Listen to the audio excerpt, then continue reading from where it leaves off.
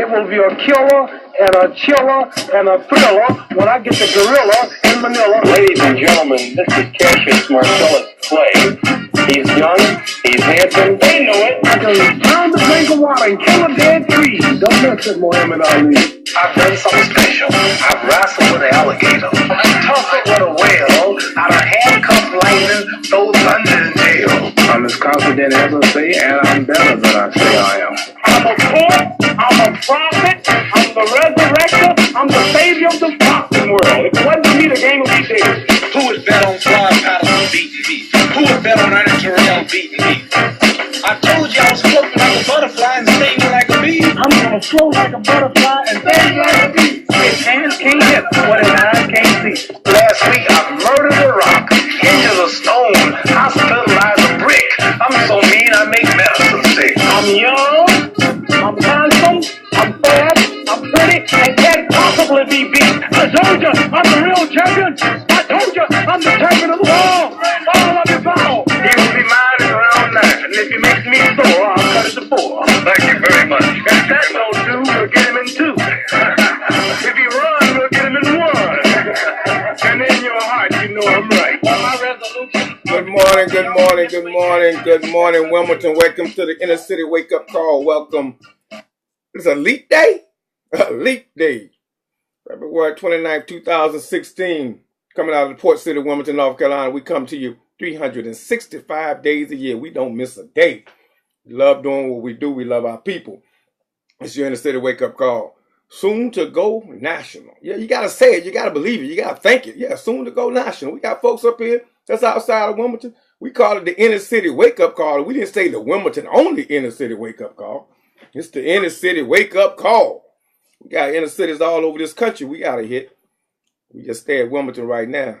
I was always taught you take care of home base first and then you grow from home base. Just like a farmer planting a seed, you know. I got something about this red lately on this video shot. You know, we used to follow, I used to travel around and every time the minister, the man would come out, they would sometimes have red and we know, the minister got red on it lately.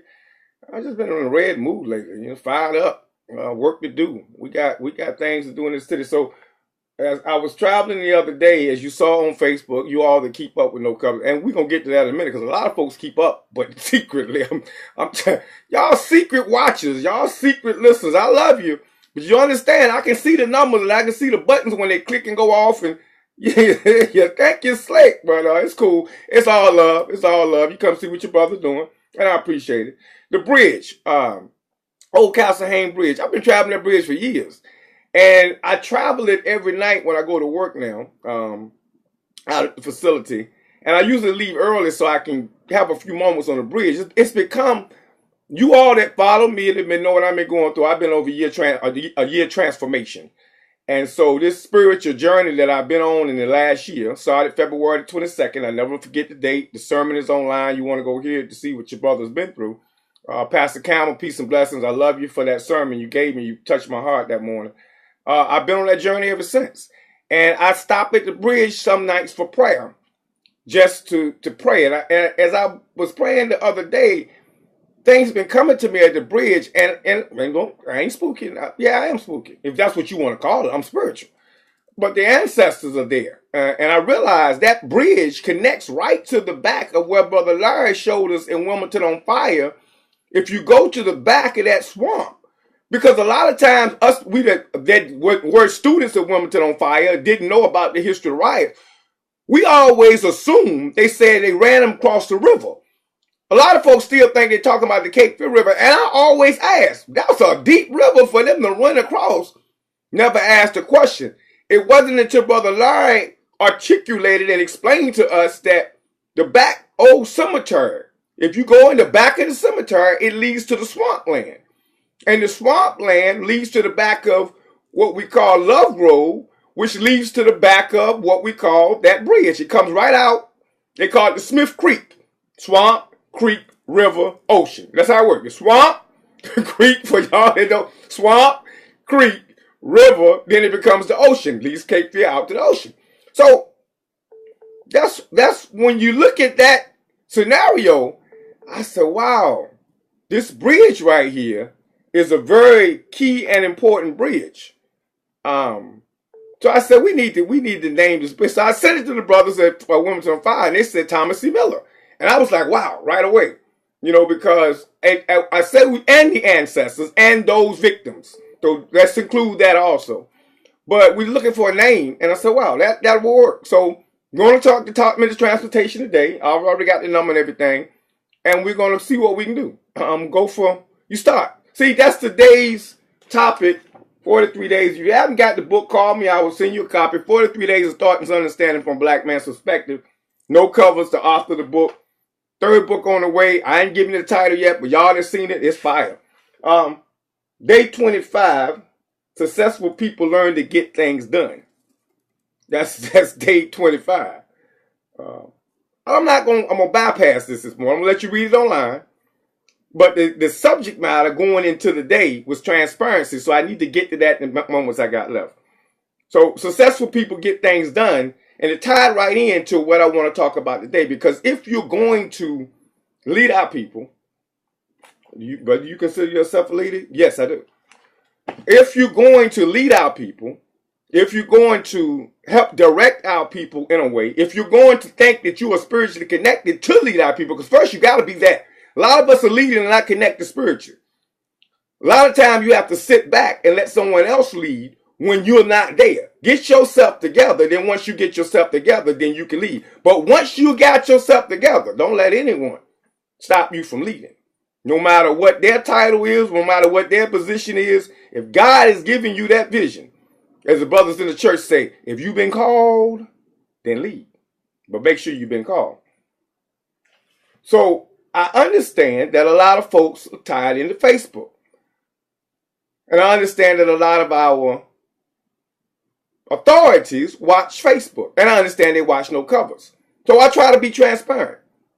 If we're going to go after something, we have to be transparent doing it.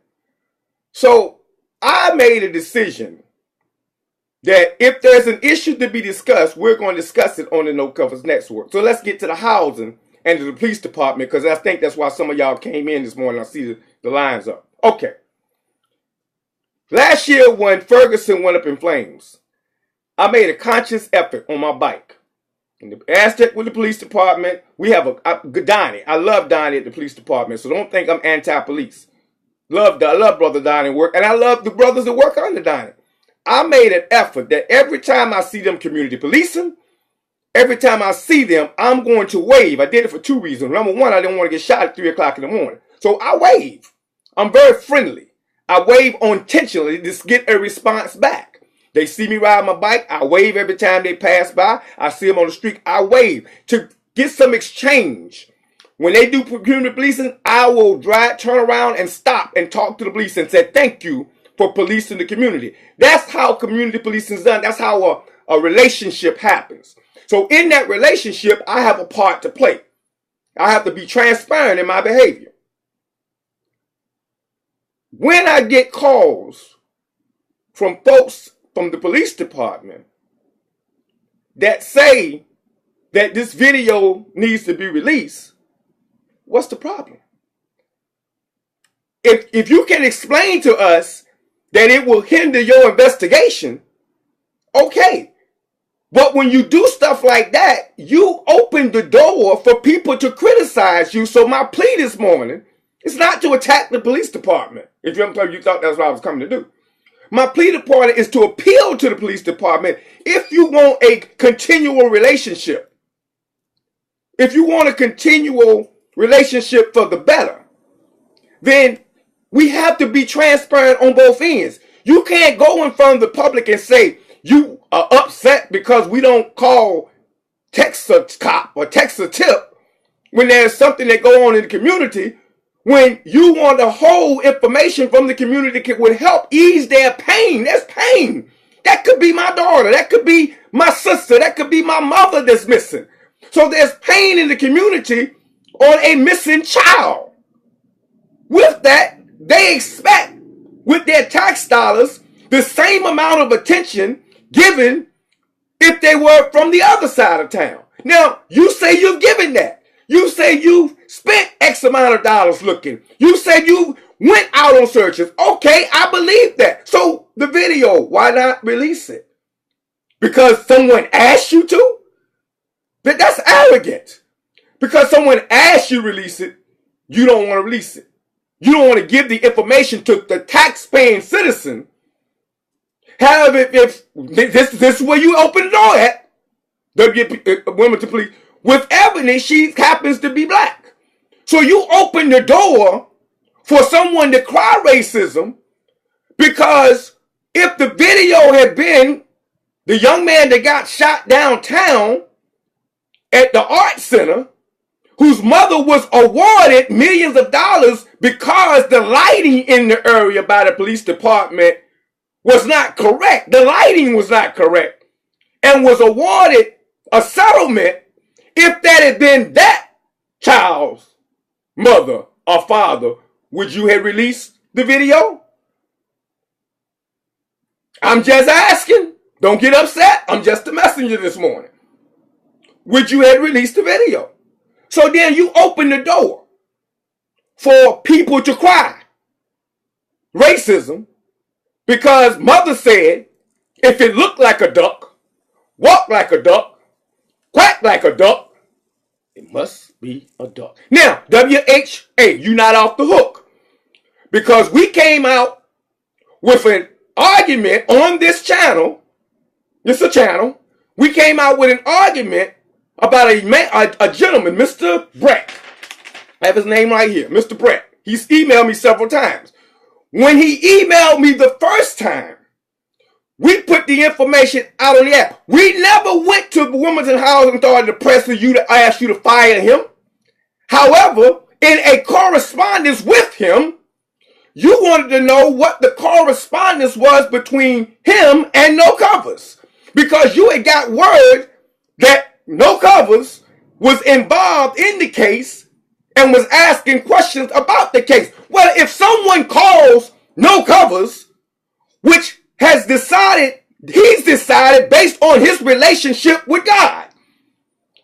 No Covers has decided that if the people call and ask for a representative, like Jeremiah of Scripture, here I am, send me.